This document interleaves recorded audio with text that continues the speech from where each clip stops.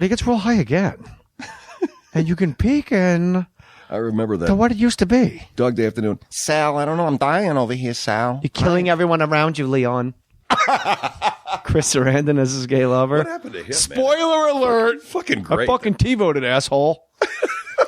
It is amazing. Like, there are people that do voices like Rich Little. To me, all of his impressions sound like Johnny Carson. When he's doing Nixon, I hear Johnny Carson. Yeah.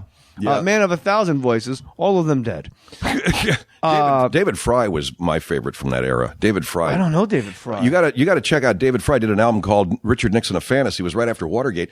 He did Rod Steiger. He did Jack Palance. He did Nixon. He did.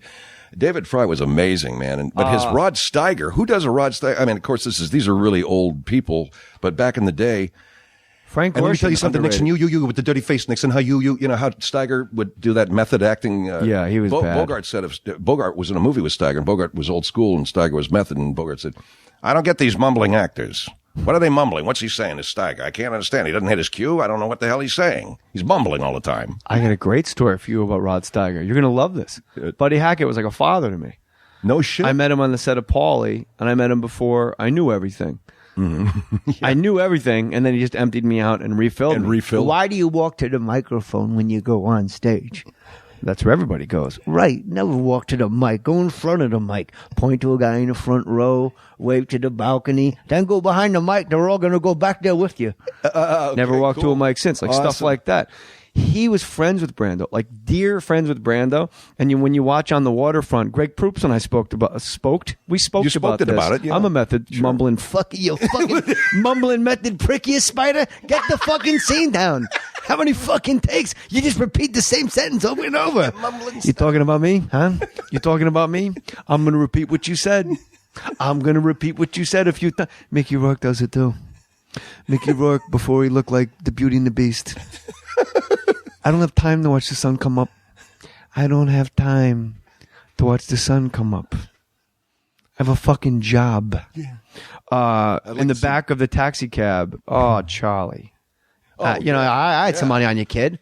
Yeah, that's the most amazing movie on the waterfront because those bullshit method guys and Brando guys and Carl Malden guys that just fucking felt it and said it. They just like how you do with the characters and how I try to be. They just did it. They felt it and they just spit it out. And there it is. Yeah. And Steiger. That scene, by the way, Elia Kazan said he said, I didn't direct it. He said the actors came to the set with it and I just backed off. The back of the cab? In the back of the cab scene, yeah. That's what you're going to love. Marlon Brando admitted to Buddy Hackett, and Hackett shared it with me.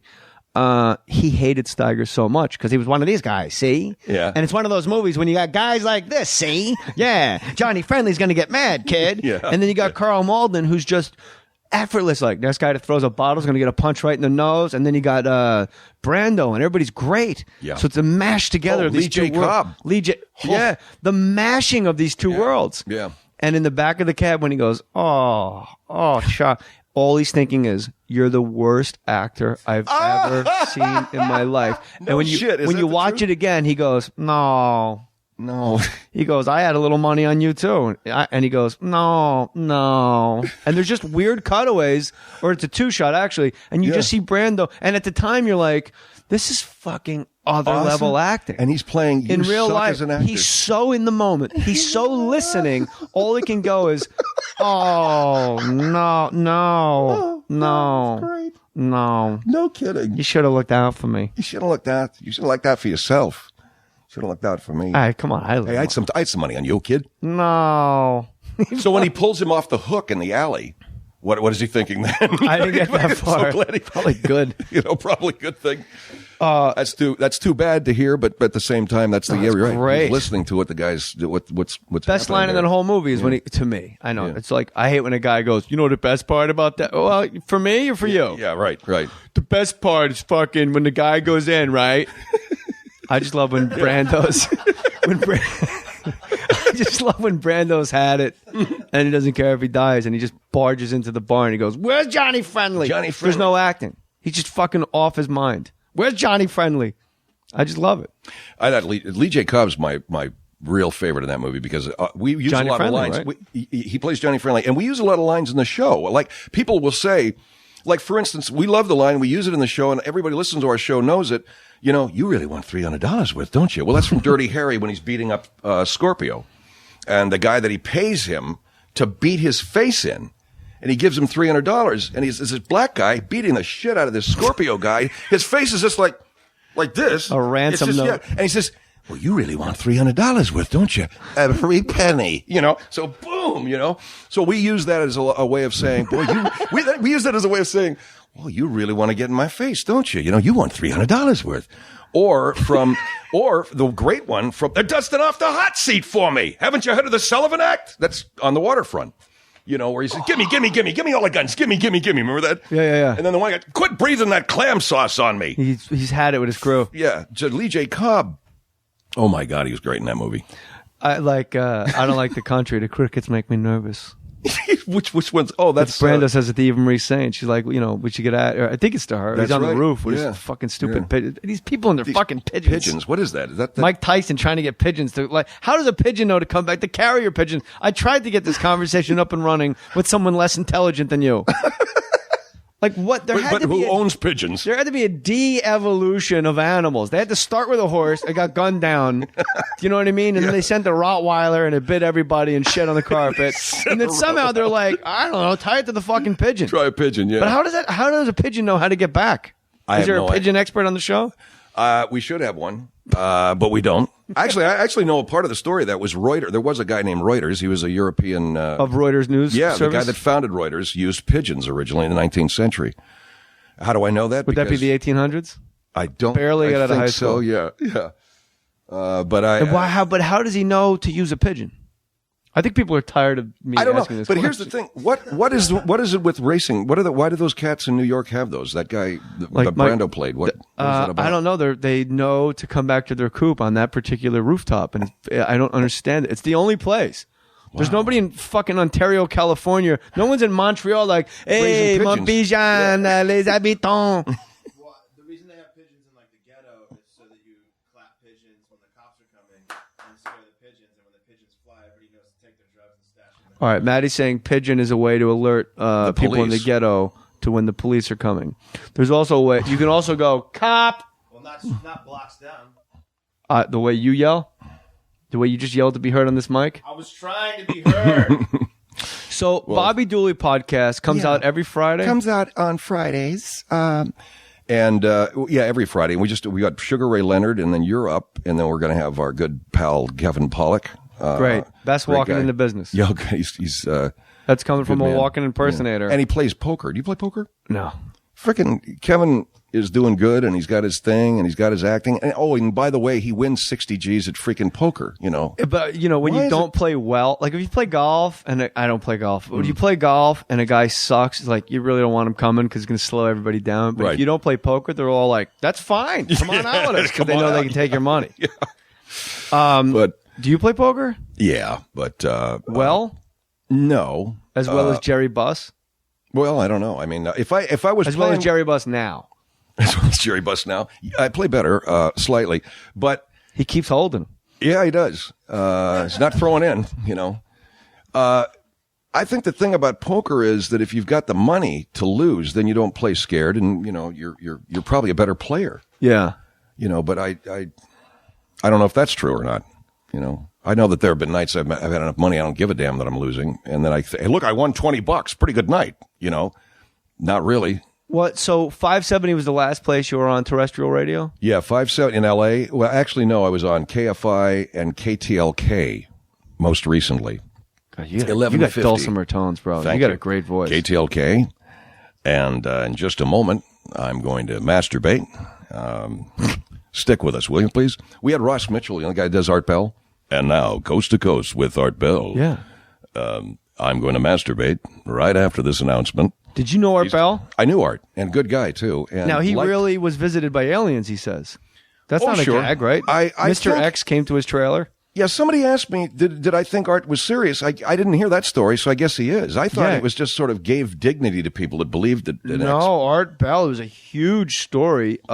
He moved off the grid. He went to Zizix. Yeah. Like he was in the middle of the desert in a trailer because he was visited by Mr. X, None of this rings a bell to you? None of it rings a bell. No, Mr. X, is he the? Just some guy. He didn't want to give the guy's real name because it's unpronounceable. Yeah, Or- I would suppose so. And It's in- I remember driving from Salt Lake City. I was doing a gig, and I drove all the way back. The only signal I got was Art Bell. Driving through the mountains at night, Right. full moon, super spooky. Man, I wasn't pulling over for shit. I almost pissed my pants that night. That's why Art. I think that's one of the reasons why Art does so well is because it's just perfect for that time of night. And we used to do an Art Bell thing, though, and I'm Art Bell, and welcome. This is Coast to Coast. General Johnson Jameson. We had this character that was based on Richard C. Hoagland, I guess. There's always that one guy. Thank you, Art. Well, good evening, Richard. How are you tonight? I'm good, but the CIA is not returning my calls, which is obviously they're on to, they're afraid of me. Well, it sounds that way. They're not returning your call because you're on a watch list of some kind of mental deficiency. What was the reason for not But working at that radio station anymore? How does a guy don't like know. you with those numbers I don't know, dude. stop? Whether you got fired? You mean KLAC? We're at any stop on the way. Here's what happened, Any man. stop along the way. How does a guy like you ever lose his job with what you bring to the table? I believe that there's a lot of reasons, and they all start with the weird nature of radio. Unlike television, unlike film, where they have a sort of, there's a quiet push on talent. Radio does not have as much invested in talent as they do in trying to just sell the noise that's going over the radio. It sounds weird, but if they encounter any difficulty in selling a show, they're going to drop it. My show's tough to sell because it's not a talk show. It's not quite morning zoo radio. It's a satire. It's a stylized presentation of humor. And talk to a general manager of a radio station about stylized humor, and he'll be like, is that why you didn't talk to me when we was in school? Because it was stylized humor or something? I mean, you're basically talking to Marlon Brando with his pigeons, So it's just forget it. So I encounter that along the way. You lose radio stations. And also one other thing happens.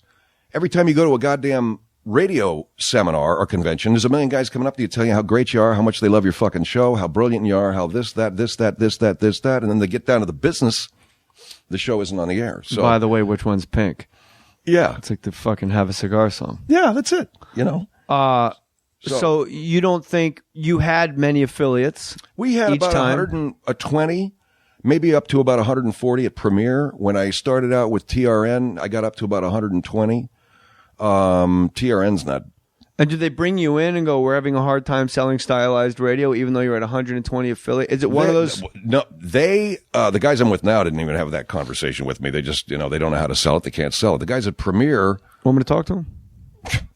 Good luck. Tell you something. As a favor, guy to guy. I would like that very much. I'll show up in the Range Rover. Well, that's what I'm talking to you about. They're going to think I'm all class, right? Okay, yeah, that'd be I pull great. up in the Range Rover. I get out. Okay. I show them a captain's badge, but I'm not a captain. Yeah. I'm just a guy. You're just the guy? But it's that one moment of pause. Right. Leg kick, headbutt to the face. That's all I want. That's Give what him I've his been fucking saying. show back. Oh, that'd be great. Co-host, If you Art could Bell. With Art Bell? Art I Bell. don't give a fuck. Tommy, that's good. Whatever you can do. What the fuck do you think I'm talking about? I'm over here sitting. I want you to do that. All right. Don't curse so much. Do it on your I'm friends. sorry. Just do it on your friends. That's all. I don't like it. Just do it on your I friends. apologize. I'm just kind of nervous. Shit, the kind of girl you fucking forget about. You gotta fucking take her out. Ain't the first fucking hole I dug. Where am I going to take her? To fucking Copacabana? Yeah. I don't understand how a guy with your talent isn't just still on the radio. I don't know why you've ever been, unless you're taking a shit on your desk I'll in say a this. blackout. I don't understand how that could happen. I think it's a weird ass show. It's tough for radio to sell it.